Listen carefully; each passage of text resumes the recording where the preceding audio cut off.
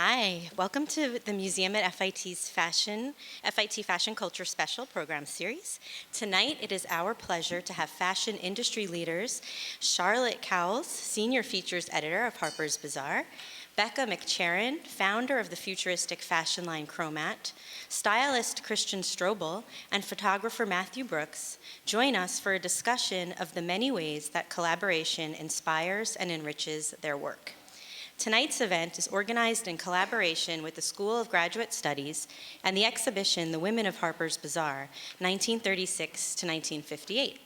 My name is Lana Bittman, and I'm a graduate student who worked on the exhibition, which explores the collaboration between editor-in-chief Carmel Snow, fashion editor Diana Vreeland, and photographer Louise Dahl-Wolf during their 22 years together at the magazine. The Women of Harper's Bazaar is open until April 2nd, and we invite you to visit the exhibition after our event this evening. The museum is open until 8 p.m., and it's located directly across the street. I'd now like to introduce our panelists for tonight's event. Charlotte Cowles has been the Senior Featurettes Editor at Harper's Bazaar since December 2014. Her role entails conceptualizing, writing, and editing features for the magazine, which can involve anything from brainstorming ideas for photo shoots to interviewing people such as Kirsten Gillibrand, Kim Kardashian, Solange Knowles, Linda Evangelista, and many others. And yes, they're all very nice. A career highlight, coordinating a conversation and photo shoot with Lena Dunham and Gloria Steinem in Steinem's living room. Prior to Bazaar, Charlotte was senior editor at New York Magazine's The Cut, where she began as an assistant editor in 2010. Before that, she had a smorgasbord of jobs that included staff reporting for the now defunct newspaper, The New York Sun, and freelancing for magazines like Art News and Art in America. She graduated from Columbia College in 2007 with a degree in English and creative writing.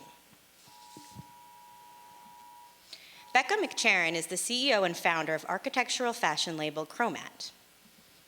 The brand was recognized as a finalist in the 2015 CFDA Vogue Fashion Fund, and Becca is featured in the television series The Fashion Fund, based on the competition that debuted in February on Amazon Prime.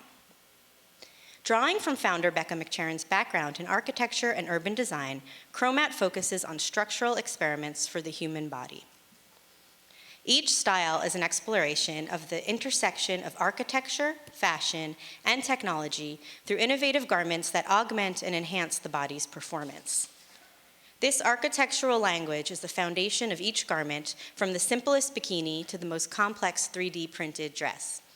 McCharron views each garment as armor or scaffolding for the body, empowering the wearer to become the strongest, most powerful version of herself. Chromat has been worn by strong, bold women all over the world, including Beyoncé, Madonna, FKA Twigs, Tyra Banks, and Nicki Minaj. Chromat has also collaborated with tech brands, including Intel and Misfit, and is interested in expanding the world of fashion technology to create garments that act as a tool to empower the body's maximum performance.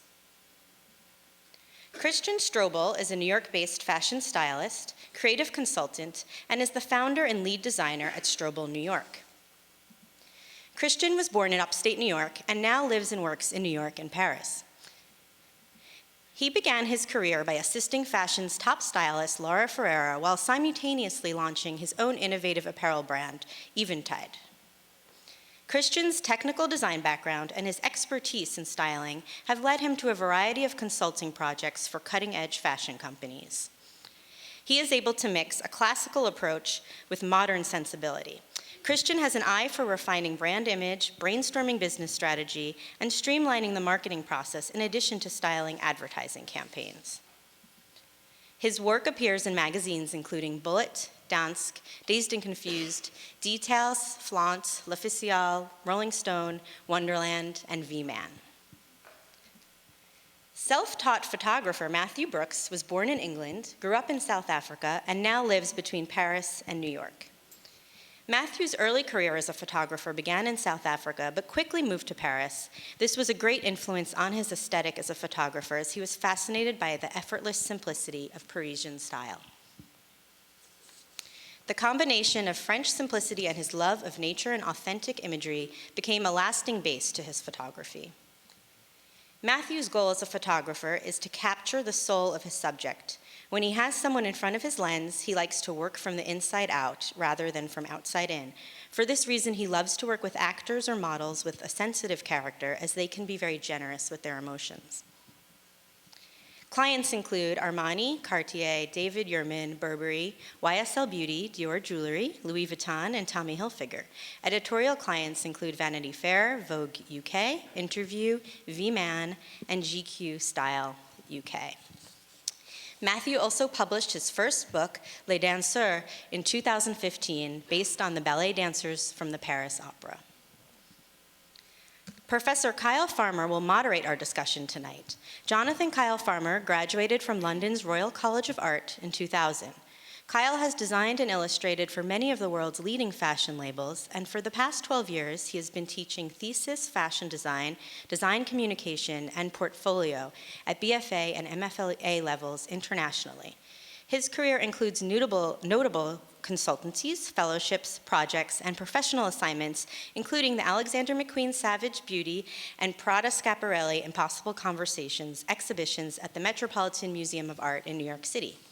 His personal research focuses on the idea of craftology, which asks, is technology contrary to craft, or rather one of craft's vital components?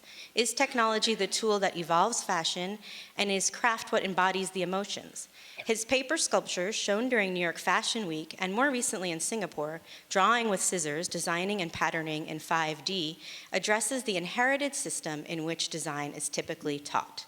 By rebooting the Draw It, Make It system, Kyle seamlessly integrates design, patterning, cutting, illustration, making, and styling. Kyle now serves as a full professor and department chair within the School of Graduate Studies at the Fashion Institute of Technology. At FIT, he is the creator and visionary behind a new and unique MFA fashion design program centered around 6 core words or concepts: experience, idea, play, focus, edit, and conclude. Please join me in welcoming Charlotte Cowles, Becca McCharron, Christian Strobel, Matthew Brooks, and Kyle Farmer. Thank you.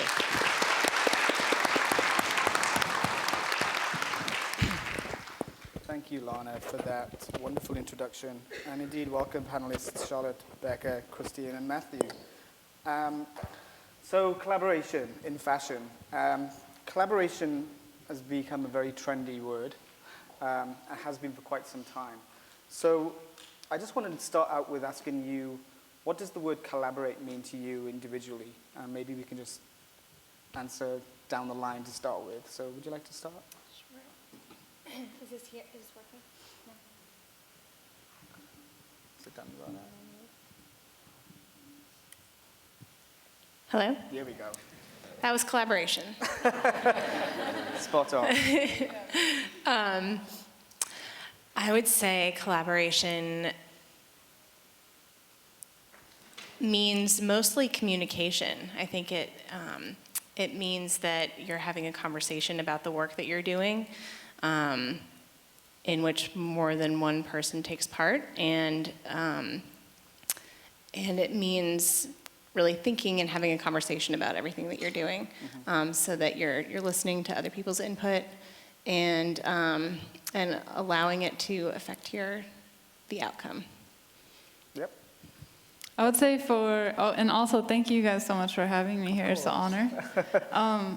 For Chromat, the way we work in collaborations, it's an amazing thing where we have an idea, I have an idea, someone else on the team has an idea, but collaborating with people outside of our field, outside of fashion, like technologists, engineers, artists, latex experts, that allows us to take our ideas and really bring it to some whole other place that we couldn't have even imagined, or maybe we don't have the technical skills in that material. So for us, collaboration is a huge part of what we do, and it's actually the funnest part of my job. Working with experts in fields in all different realms is really fun for me. Thank you. Hi, guys. Collaboration to me means working as a team and building the ideas from one person to the next to creating something that you yourself wouldn't think of, and you kind of can move to the next level, a higher level of creating art together as a team. Like me and Matthew, we work on a project together for an editorial or an advertising client, and I'll come up with one idea, but he'll have something completely on the other end, and then we bridge the gap and create something really beautiful. So I think it's just a team. It's building. Matthew? I think you on? Yeah, there we go. I think it's like you guys put it together really well. I think from a photography point of view, it's a lot of it starts with maybe the art director you're having a conversation with, or the stylist you're having a conversation with, and then you kind of build from there. You kind of put together both your ideas, the way you're thinking about it, the way you see it, and then eventually it's just, it kind of goes together as a recipe, and you kind of mix it together and see what you can come out with and see what you can agree with. Cool. So that kind of perfectly leads into my next question. So we come from very different disciplines within an umbrella that is fashion.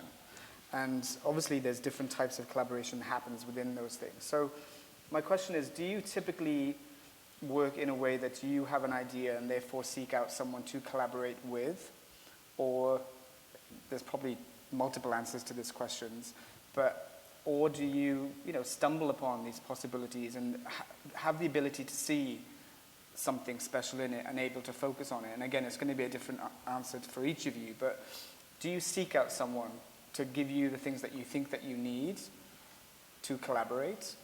Or are you open to, the universe finding these people, finding you, and just managing to see that? Or could you give some examples of both? Anyone can answer.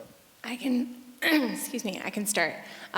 In my job, the process works in a certain way that internally within the magazine, and I'm so grateful for all of the people who manage the visuals, because I come from more of a journalism background. So for me, I don't always think of what the picture should look like. I think of the story. Mm-hmm.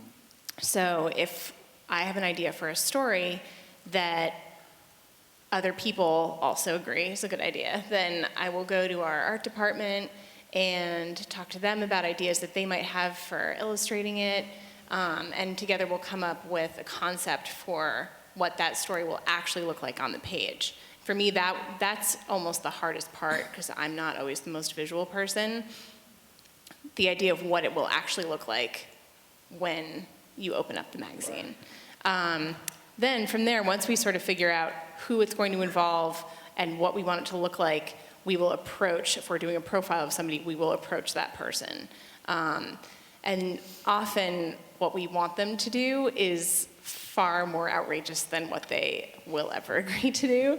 So from there, it's this sort of crazy dance with how much we can get away with. Can you give me an example of one of those crazy things that you try to get away with? Well, I'm trying to think if there's an example that's up there. This is a pretty extreme example, but we did a profile on Melania Trump earlier this year, and we had this crazy idea that we would drape her in a flag, and she was not interested, which I can understand. I would have done that. Well, that's just an example. And Yeah. instead, we photographed her in front of a flag. So there's always a compromise. I think the thing that you said earlier about capitalizing on different types of literacies, I'm extremely visually literate, but I'm not completely illiterate, but I'm dyslexic, so writing for me has always been something that I've hidden away from, and now in an academic space, I've had to find my way around that. And that collaborative space of being able to talk to people and have a conversation about what their strengths are, I think that's the most important thing to think about in terms of collaboration, is like really capitalizing on what people do well and listening to them. Do you have any examples of this kind of, finding someone or letting them find you, or accidental innovations that have occurred, especially in your work, which is all about, as you said, collaboration? Yeah, I think one big collaboration that we've worked on most recently was our collaboration with Intel. And that came out of just being at an event, like a fashion tech kind of party thing, and just casually talking to this guy about, well, he was an engineer, and I was telling him how we do so much lingerie, and that's the first layer of skin on the body, and being so close to the skin and to all the systems within your body, you can pick up so much data based on the skin and the movement of the body. I was just talking about how lingerie is such a great opportunity to get data, to change the way, and also respond. And he was like, oh yeah, he had a few glasses of wine. He's like, we're developing this battery, this like microprocessor that's, smaller than a quarter. And then his coworker came over, he was like, Lakshman, don't show her that picture, that is top secret. But just from a conversation like that, then we were like, hey, let's do something. It'd be fun to like see where this could go. A few months later, he got in touch, and I was telling him we had thought about an idea of a sports bra that could know if you're getting hot and sweaty, and then it could self-ventilate you so you wouldn't be slowed down by overheating.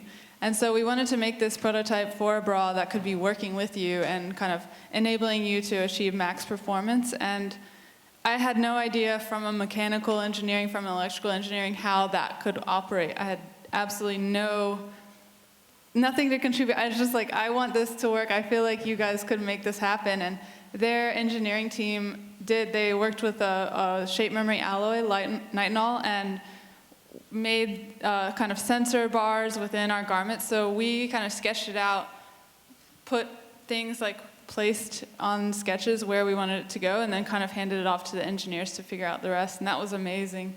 And I could have never, our fashion team could have never figured that out in an engineering sense. So it was an incredible collaboration. That was amazing. I think the most important thing I got from that was that wine is the most amazing lubricant of collaboration.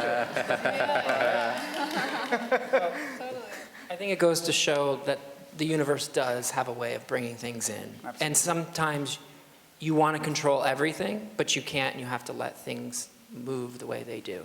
Of course, in working together with artists, you say, okay, you're working on an editorial. I want to shoot, say, an actor like Chris Pines. How do we go about doing that? You pitch it to the magazine you're working with, you talk to the publicist, and you move on from there. That's. But then in a lot of instances, you're at a party or at an event or at a dinner, and someone says something, and it just kind of sparks, and then the magic just happens. I mean, we were just talking about when we were fashion students and how part of being a fashion student for me was being in clubs and making my clothes to go to those clubs and then go to school extremely tired the next day and doing more of the same. And, that collaboration of nightlife and that inspiring you and then that inspiring your work, and then you meet the right person to go to the shows and all that. Exactly, that's what happened with me. I was here at FIT and went out at night and then realized I need to get an internship. So one of the photographers that was partying with us out, he was like, be my intern. And from there, I went on one of his editorials. His stylist was like, you're not a photographer intern. You can assist me or intern for me. And I started interning for her, Lisa Moscow, and then it led to her assistant introducing me to Laura Ferrara. And then when I graduated FIT from design, she said, come back, and she hired me right away, right after I left school. Amazing. So it's kind of, everything has a way of working itself out. You just kind of have to put yourself out there and not just be in school. You have to think out of the bubble as well. Yeah. The original question was Just, do you seek out someone to collaborate with, or do you? I mean, again, there's probably both. Like I said, there's probably it works both different ways. Yeah. With certain magazines, they're quite institutionalized. So they really have a very strong idea about how they will see a shoot. So you normally get approached by the art director of the magazine or the photo director, and they say, we want you to shoot so-and-so, or we want you to shoot this kind of story in this kind of way. And then you have to kind of explain to the magazine to get it past how you would do it. And I think it depends on the kind of person you are and how you are about approaching your work. I mean, for me, it's very difficult for me to put into words what I see in my imagination, and sometimes it's more about a feeling than an actual visual thing. You're going to photograph this person exactly in this way on a chair or with this background, or this kind of thing. So you want to leave a few things to chance, but you have to explain it as well. And I remember being in Anna Wintour's office one time, and I was so intimidated and so scared. So she started to ask me like, okay, so explain your work, like picture for picture to your portfolio, explain your work and the idea behind it and all that. And I just went like completely blank. I just didn't know what to say. I was just like, I was like turning the pages in my portfolio, my hands were shaking, and it was just horrible. But I think that certain artists see things in certain ways, and I think people that approach it from a very cerebral way can explain their visual, ideas across, but that people that come from another kind of a more kind of, let's say, feeling aspect, it's more difficult to explain, what you want to do until you actually show them what you're going to do, and then you kind of discuss it from there. So how do you show them? What's your typical tools that you use? For me, I rather show them visually, even if it's examples of other people's work or pictures from books, Okay. or I start to talk about movies or this kind of thing. Okay. It's very difficult for me to just put into words, it's going to be like this. And Especially when you're generating visuals. Yeah. exactly, and some people, you're saying one thing and you can see them reading a completely different thing. They're not even hearing what you're trying to say. I say that to my students all the time. You're just talking to me, show me. Yeah, Yeah. exactly. Well, you always have to put, like when you're working on a project for all of us, you have to put mood boards together and images, and so you can explain that idea clearly and efficiently, so if that other person isn't really getting it, they can understand. Thank you. So to move on to something else, I want to talk about how you collaborate with yourself. And I'm going to explain that in a little bit, right? So the creative industries now, we're so under pressure to generate, produce, that there's less and less time to spend time with ourselves, spend time with our research, for fashion designers to design, for writers to write, to musicians to write music. There's plenty of examples of brilliant designers that are just walking away from the labels that they've been hired to design for, simply because they don't have time to design. They are, they're doing multiple labels, they're doing bed linens, all sorts of crazy things. So how do you collaborate with yourself by giving yourself maybe a set of rules to find time to allow inspiration to find you, or don't you? Do you give yourself that time to collaborate with yourself? And again, we can go in order, or whoever wants to jump in. It can be really difficult, to be Yeah. honest, and I think that actually the best example is the exhibition that's in the museum right now. Carmel Snow was famous for having a great eye for talent and then getting out of the way. And I think sometimes the best way that you can sort of solicit great ideas from other people is to just give them a little bit of space. In terms of my own, I guess, creative process, sometimes my best ideas just come out of, most of my best ideas, there's the cliche, like in the shower thinking, but it really can be just stuff like that, free association, being by yourself. There's a piece up here, the Georgia O'Keeffe story, that came from me just sort of going down this like dark internet hole of Georgia O'Keeffe research because I'm really interested in her, and stumbling across this guy that she was very close with and figured out that he was still alive and sort of tracked him down. So, it can go in many different directions. Mm-hmm. And then also sometimes it really does come from like old-fashioned spitballing. Like you're just sitting around in a meeting and somebody comes up with this idea about birds, and then somebody else is like, oh, there's an exhibition about birds, and then somebody else thinks of a great photographer who takes pictures of birds, Right. Things like that where you're kind of bouncing off each other. So there are many different forms it can take, but to your point, I do think it is important to recognize that sometimes you really do need to step back and take time for yourself. And on the flip side, important to let other people that you're working with have a little room to think about things. Absolutely. Anyone else? Okay. Well, I recently have been giving myself like morning time. Like I do a little meditation, but in that meditation, I just say what I'm thinking about, and just let it just resonate for like 5-10 minutes. And just let the universe kind of take it and bring it back to me. But then I also, like on Saturdays, will sit in the office and give myself time, maybe once a month, to be creative, you know, because I'm juggling styling, so I'm working on all these jobs, and I have the bag line. So you do have to make that time, and it is very difficult, but it's so key to give yourself those moments, even if it's late at night for 2 hours, to sit there and drape or just experiment with something that will spark your idea, you know? But then also give yourself the time where you're quiet and you can let it come to you. Becca? Okay, well, yeah, I would say creative burnout is real. It's something I'm personally always fighting because, I mean, as Chromat grows and people think that we're like a huge team, it's still like 4 people in a small room. One of them is here tonight, Ben. But yeah, the expectations are continuing to build for us, and that like more collections, pre-seasons, exclusive collections for exclusive stores. It's constantly a growing list of to-dos. I mean, all in the best way. Obviously, we're honored that people even care and that want us to design more. But I think it's also weird, as you guys are fashion design students, it's something that I have to deal with, is being creative on command. Like, okay, you have 1 week to design the next collection. That's what you've got. Like, turn it out now. There's not a lot of time where, for the whole 6 months before a collection comes out on the runway, where I get to just sort of be creative at all times. It's really like, this is your sketching week, next week is sampling, and things do pop up along the way, but being creative on demand is difficult sometimes when you just don't have it. But the thing that restores me personally is being around other people who are creative.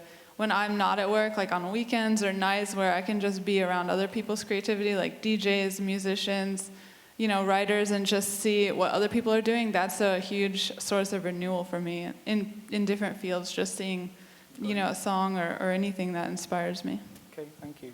I think that's a great thing what you said about being around creative people, and as a photographer, the creative pressure is enormous. You know, when you're going from job to job to job, and then also you juggle in pre-production, post-production, and you've got to come up with an original idea each and every time. It is that, I would say that's your biggest fear all the time, that you're not going to be able to come up with the original idea or the greatest picture or something like that. And I think a lot of it has to do with you just worry and worry and worry until eventually the idea comes. For me, I'm like between Paris and New York all the time, and me and Christian are involved here in New York, so we're always together. So for me, spending time in Paris really gives me that creative space to kind of be alone, be around my friends, be around people that you can just watch in the street. I think Paris is a very creative place for that, you know, to experience real life and not just experience work and the pressures of work. Mm-hmm. Thank you. So that being said, you know, to find creative space, and as fashion people who are generally workaholics because it's just in us to be that way, what do you do beyond fashion? What do you look at beyond fashion? For me, I love to read about religion and watch documentaries about UFOs. That's my like geeky thing. To have, I know, don't tell anyone, especially my students. What do you look at beyond fashion? You know, beyond the walls of this monster that we work in and live in. You know, is there any particular interest beyond those walls that you have that you would possibly share with us? Becca's nodding, so I'm going to move to Becca. Well, for me personally, conceptual art, and it's like we draw in our collections. A lot of our inspirations come out, like Solowit, Robert Irwin. Going to Dia Beacon is one of my favorite things to do post Fashion Week because it's so calm and it's filled with so much amazing conceptual art. And then on a day-to-day, things that really inspire me, my fiance Christine is in a female DJ collective called Discwoman, and they're always having events, and I love to see the DJs like put things together, like combine things in a collage type of way and layer sounds that I wouldn't expect, so that's really fun. Nice. How do you use that in your work then? Do you use that in? Well, I mean, every runway soundtrack is Okay. directly related to that. Like, we pick the best DJs to produce original sounds, but I think music for me is very emotional. It's very tied to like how you're feeling, how I'm feeling, And that kind of emotional is like the core of inspiration to me, and thinking about those emotions in the most little, I don't know, I can't really articulate it, So but even when you're doing things for yourself, because you enjoy them, you can't help but be that workaholic that's bringing it straight back into your job because it's just part of who you are. yeah, it's Yeah. all this It's hard kind to of, separate them. yeah. Do you have any other special things that you do except for meditation? I love the way Yeah. you talk about the universe. I'm a universe guy as well. I like to just go to like a flea market and look at vintage furniture Okay. and see different pieces that inspire me. On a Thursday night, watch a really good, interesting movie, you know? On a Monday night, what RuPaul's Drag Race? Yeah. Exactly. But anything inspires me. It could be just sitting on the street and watching people, or like some person walking by in some crazy print or amazing hat. I'm inspired kind of by everyday life. Yeah. Yeah. Matthew? I think the same. I'm very inspired by cinema, and it's also Okay. like an escape for me to watch movies and just get lost in that completely. And then I've got Christian that kind of tries to pull me out of being a workaholic at the same time. But I have to say that if you're in this business, you've got to be in this business, and everything ends up like coming back to that. So I'd like to say that I've got loads of friends that are not in the business somehow, but everybody kind of is, after you're in it for long enough. Your life revolves around it, so... Yeah. Do you want to add anything, Charlotte? Yeah, I think I'm sort of the odd man out here because I really kind of stumbled into the fashion industry from more of a writing background. So when I leave work, I don't really do anything fashion related. And most of my friends are not in the industry either. So, yeah, which gives me a very interesting and perspective sort of into the whole world that is sort of constantly amused and entertained by all that fashion has to offer. And they don't quite get it Yeah, as to why you're sometimes. so immersed in it all. Sometimes people don't see the humor. But Right. So my next question, so we hear the word collaboration used in a lot, and it's sometimes, often or not truly collaborative, We talk about celebrity endorsements of a product or a brand that celebrity is, claimed to have been the designer of. And, they may well have gone into a studio a few times and said, can you make that shoulder pad a bit harder or softer or something? And, they receive all this massive press because, Rihanna is attached to Puma, and then they get all this amazing press from New York Fashion Week. And then there's all these amazing young designers and young talent that's invisible because of these endorsements. How do you feel about that? I have a very strong feeling about it, which you might be feeling. It really bothers me. Are you saying that people working on the actual brand how do aren't getting the shine, like the celebrities taking the credit, or Yeah. what are you saying? Yeah, I mean that, and the young talent being invisible because of these, talented singers that are now doing extended things, blah blah blah, whatever it is, whatever label they're working with, and that gets all the press. I mean, I understand that celebrity is a massive industry in itself, but how do you feel about that? The attaching of a name to a brand and then calling it collaboration. I mean, I had that happen this year where I was styling a campaign and there was a certain celebrity that had nothing to do with the collection. And I wasn't designing the collection, but and I couldn't say I was a stylist on the job because he didn't have a stylist. He had his own style. And basically he showed up and had no clue, and we fed him everything. And then in the end, this whole big thing, he created this collection, it's everywhere, and yeah.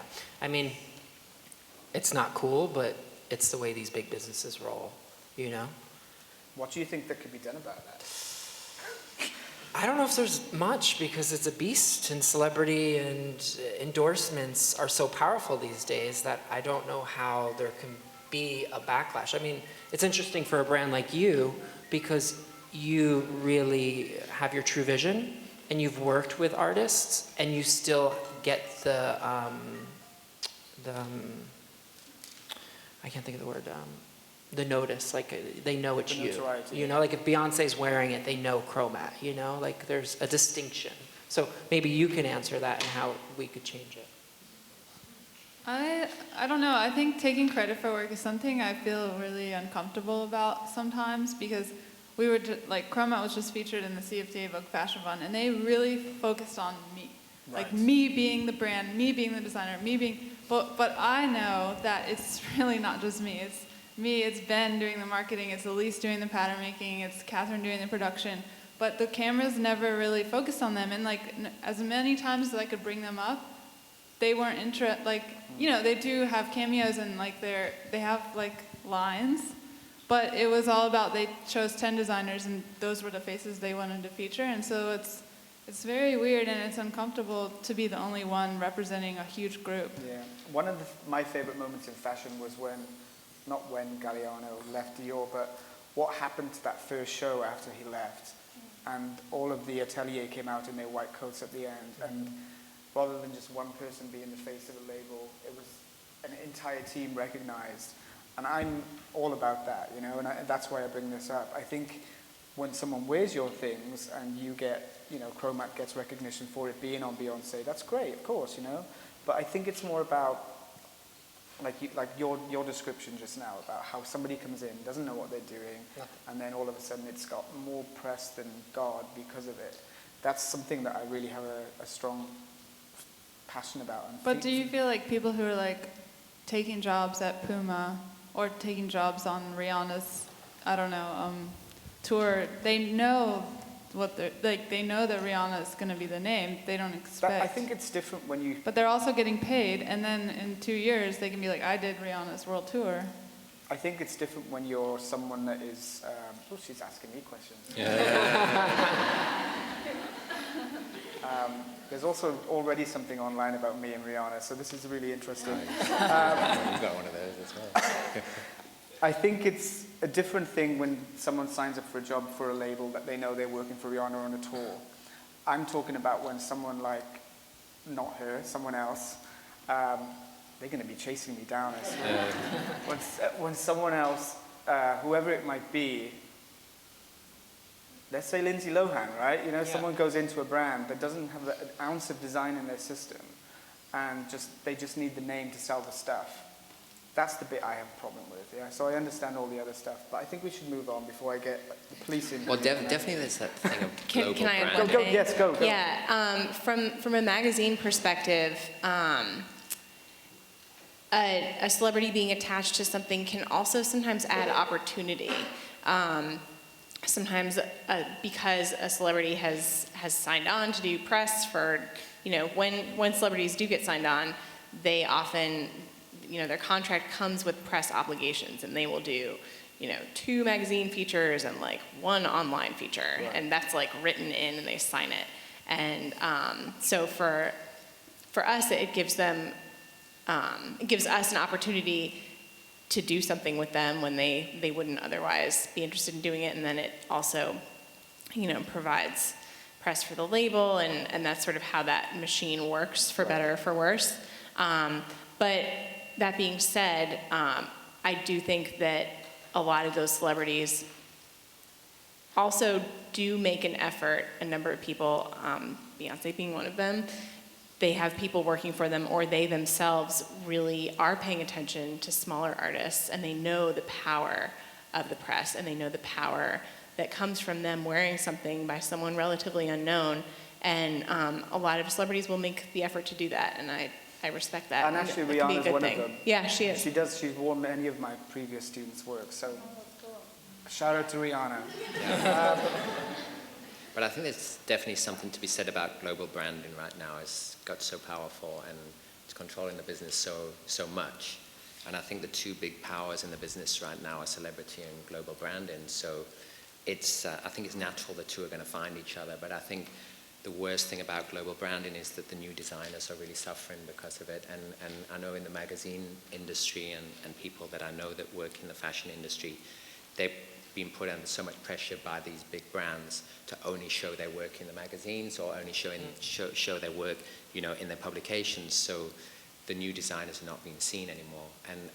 And it's got to the point now that the big brands don't even want to be mixed with other brands, so you've got to show their look from head to toe. Yeah, So the stylists yeah. can't be Yeah. creative, the magazines can't show anything different Yeah. except be a catalogue. So I think that is really making the industry suffer.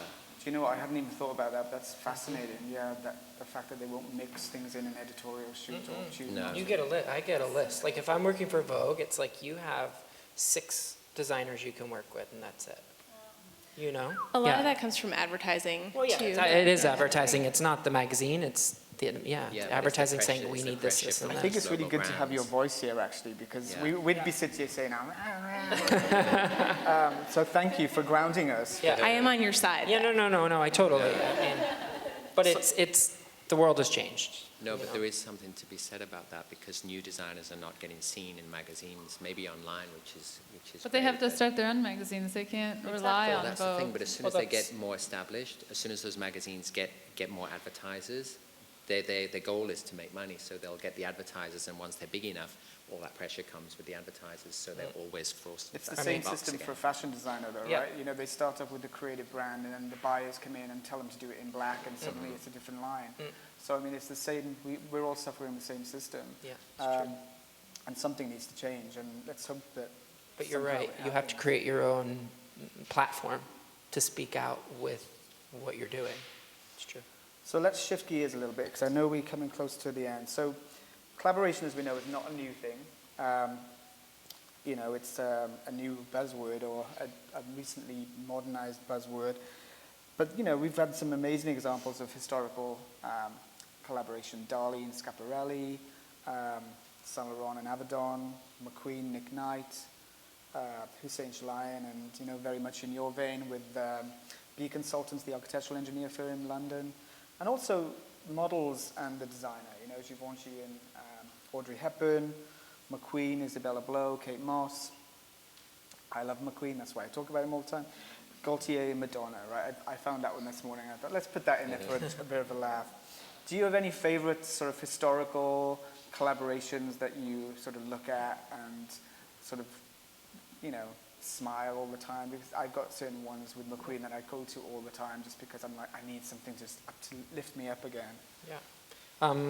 I think we probably agree. Charlotte Rampling and Helmut Newton. Yeah. You know, just iconic. Those, that's one of them for me. Okay. Bjork and everything she's ever done. That's a true collaborator. She's just greedy, though. I mean, she'll like collaborate with everyone. I mean, she does it all amazingly well. But yeah, I was going to say McQueen and Bjork, but I changed my mind. Anything for you? Yeah, I would say, honestly, Diana Vreeland was an incredible collaborator.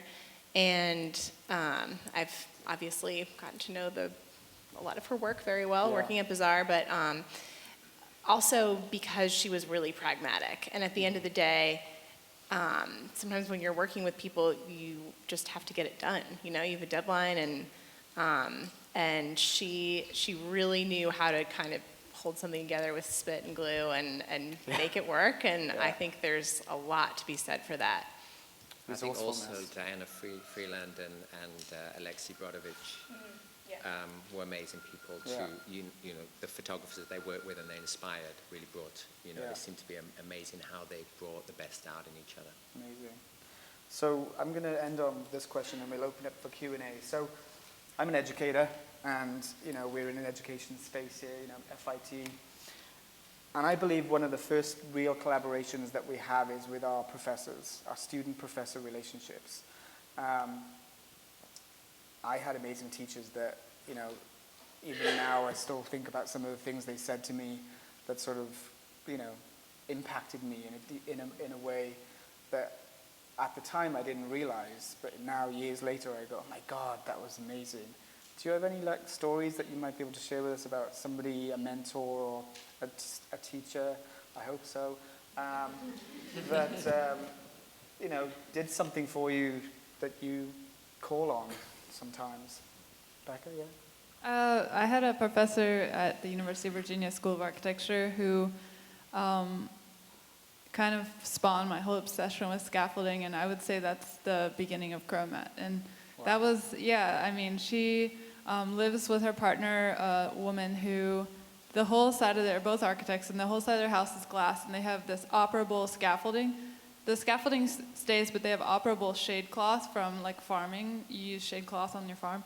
And so they can like change their facade dynamically as the weather changes. And obviously I feel like that's kind of directly related to what we do now. Wow.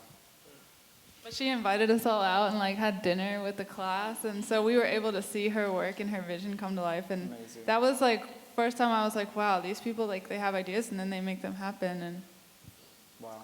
That's awesome. I had a teacher that, it was in, I don't know, a pattern making class.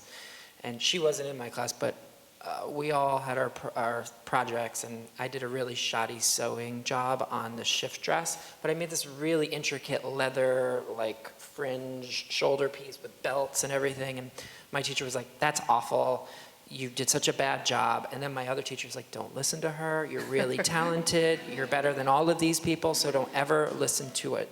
These people have to say, yes, you did a bad job on the sewing, but you have something that other people didn't have. So I took that with me. Nice. Yeah.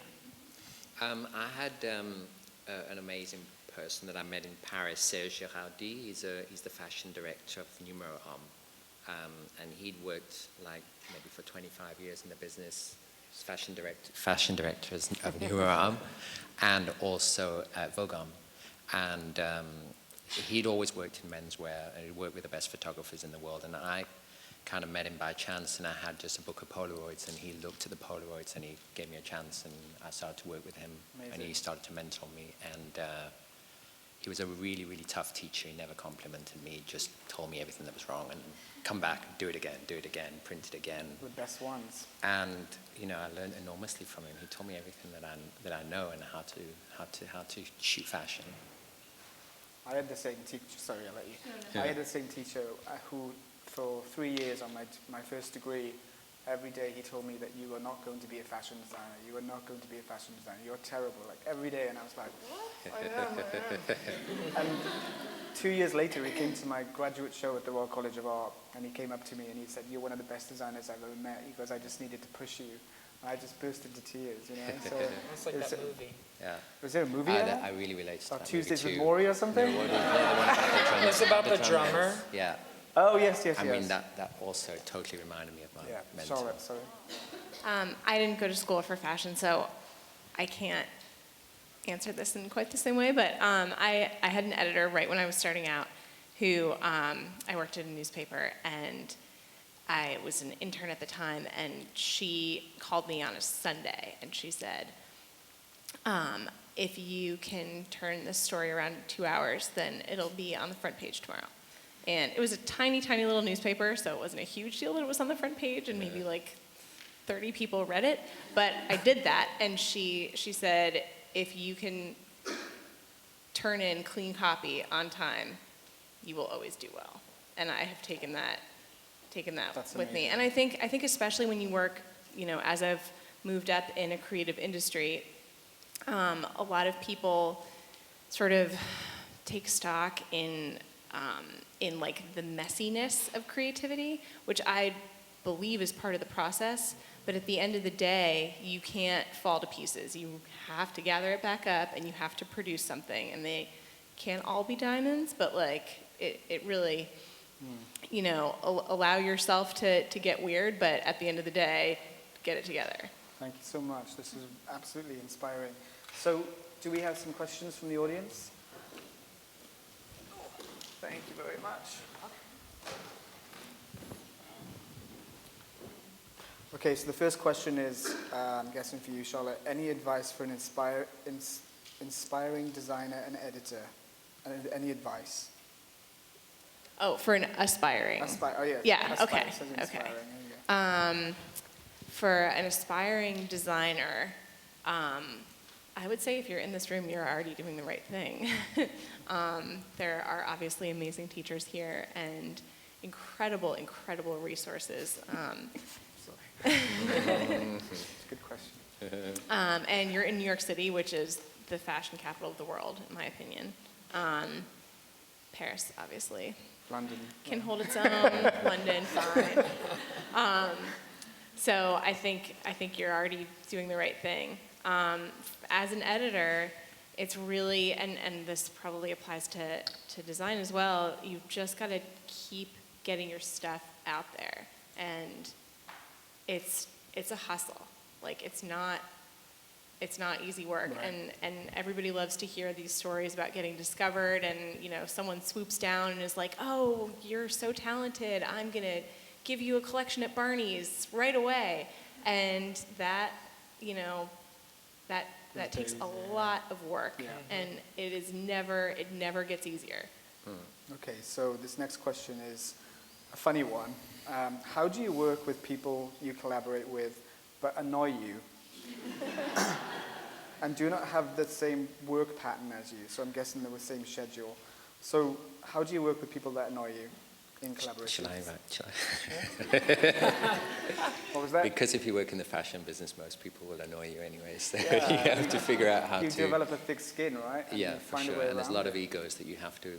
But you know, everybody's got their own opinion, and I think you know, a lot of time it's about arguing with people, you know, to come out with great ideas. And some people will have a completely different opinion and a completely different way of approaching things, and it's about marrying those two. You know, it's about that push and pull, and eventually something unique comes out of it. Yeah. So I don't think it should always be harmonious. Absolutely. And I also think don't bring in your personal emotion into it. That's a good advice, I think. You know, you don't get too emotional over something when it's not working. You kind of just breathe and then focus and be smart with your words. Cool. Becca, do you want to add anything to that one? No? Okay, so maybe you can answer this one. How do you manage your time? Are there any tools or tricks that you use to fit in all the demanding work in collaboration with others with a tight schedule? Do you have any tools on managing your time? I would say I came to a talk a long time ago. Fashion designers were talking about the careers, and one of them said, as a young fashion designer, or any fashion designer, don't expect to be designing for your entire day. That about 20% of your, or even less, is creative time. Managing time, I don't know. I'm lucky to have a team that everyone does different things together, so I don't have to run the entire ship by myself. But there was a time where I did, and it was out of my bedroom, and I worked days, nights, weekends, everything. That was my life, and I didn't do anything else. So I think we've all I don't know if I have the best time management skills, just working until you die. Or until you get noticed, and then Yeah. you develop the atelier, you develop the team, but until that moment where you get noticed for being and doing something that you're invested in, no one's going to look at you anyway, right? Yeah. Okay, so this is quite an interesting. Do you have a collaborative dream team? Is there somebody you would love to work with? Bjork. Anyone else? I mean, I think every job is different, so you kind of approach each job, and then when you kind of have the idea, then you pick the people around it. But there's no real formula to everything. You know, I think there's certain people you love that inspire you. There's certain stylists that I work with that really inspire me, and there's certain hair people that I work with really inspire me. But it really depends on the job. Okay. Anyone else? I mean, I would say Stephen Klein for me as a photographer. Yeah. Okay, so I'm going to end on this one. Does anybody have a crazy story or crazy experience about collaboration that they'd like to share? Naming no names. And it all stays here and on the YouTube channel and on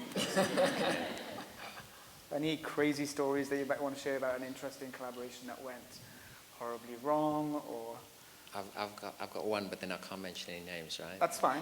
I think she actually even spoke here. Oh, I know who this is. Okay.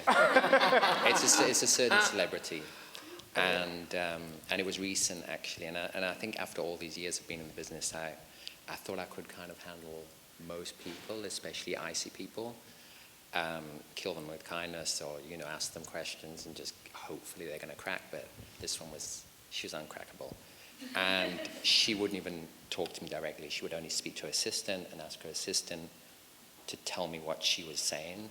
So it was impossible for me to even make that connection. And I didn't know how to handle it. I still wouldn't know how to handle it because she was ice queen. Anyone else? I think it was funny. Chromat's a small team. We work out of a studio in Brooklyn in Greenpoint, and our studio is filled with artists and sculptors and other kind of. It's an artsy space. And when we had the week before the runway show, we had the Intel team set up in our studio, and it was funny to hear their comments about our working space because Intel is a massive corporation, and I've been to their headquarters. It's corporate. It's like they have like a housekeeper. It's like cubicles. And they were complaining so much, like the toilet paper wasn't good enough, like there wasn't enough trash bins, like no one was, it was really, really funny hearing like they're kind of like slumming it in like an artsy way, but they're engineers, they didn't slum, like that's not their lifestyle. So like bringing the engineering side into a more artistic realm was really funny watching them kind of like figure it out. Wonderful. In my experience, often the toughest part of creating an image, and I'm sure you guys deal with this like in the moment, which is terrifying. But getting celebrities to wear certain clothes, much harder than you would think. Oh, yeah. A surprising number of celebrities will not wear pants, only dresses, and will neglect to tell you that until you get to the shoot. So yeah, I have learned that you have to be so careful about saying exactly what you want people to wear. And to me, I was way too blasé about it at certain points in the past because I was like, oh, they look great in everything, so of course they're going to wear anything. And we get there and they have very, very specific ideas about what looks good and what does not look good and what's on brand. Or their what's not. publicist does, more Yes. importantly. Well, the That's two of Yeah, very yeah. Tag team. So yeah, that has Okay. led to some sticky situations. I'm actually going to ask you one last thing. So what can you give advice to the students about being a collaborator? Just maybe a one-liner of each of you to close. What advice could you give them about being a good collaborator?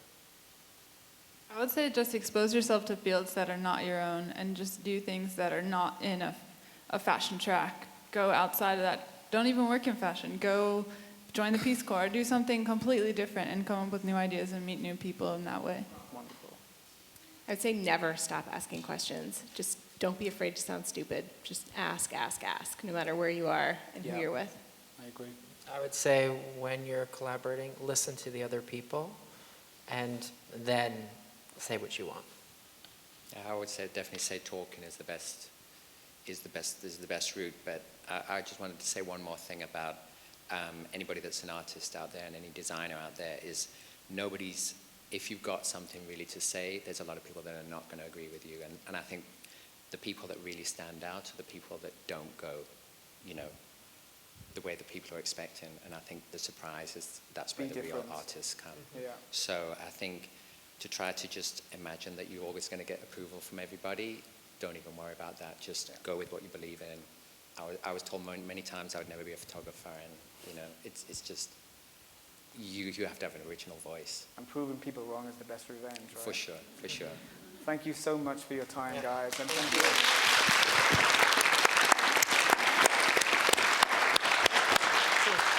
That was great. Thank you. Thank you. Turn this off now.